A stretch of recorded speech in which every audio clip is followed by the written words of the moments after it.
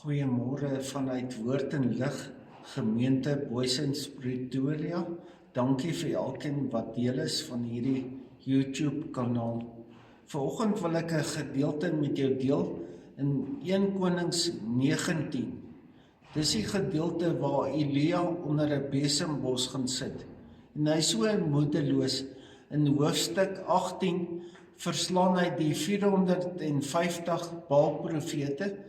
En skielik is hy moedeloos. Dit laat my so dink aan baie kinders van die Here wat baie keer moedeloos raak met die omstandighede. Nou weet ons ook, daar's 3 toetse wat elke persoon moet deurgaan. Kinders van die Here gaan dit ook deur. En die eerste toets is die toets van geloof. Gaan jy vrees vashou gee in jou lewe? Of gaan jy in geloof op God fokus? Die tweede toets is die toets wat elkeen van ons weerstaan deur te fokus. Wat sien jy raak? Wat sien jy in die omstandighede? Fokus jy op God of fokus jy op die omstandighede? Die derde toets is die toets van die gees. Gee die siel kans. Wat voed jy in jou lewe? Voed jy die gees of voed jy die siel? Jy moet besluit, wat is vir jou die belangrikste wat jy kos gee?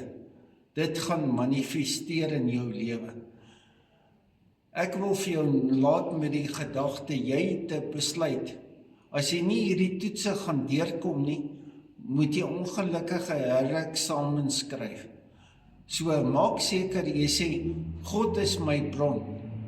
God is my voorsiener, al sien jy dit op die oomblik raak nie, God is jou bron, God is jou voorsiener. Ek wil jou dus aanmoedig en vir jou sê, as jy hou van hierdie kort boodskappe, dis net 'n opsomming van ons boodskappe, gaan op ons kanaal en sê ek like dit of subscribe, dit kos nie geld nie, maar sê ek wil deel wees van hierdie boodskappe, om dit te kry elke week.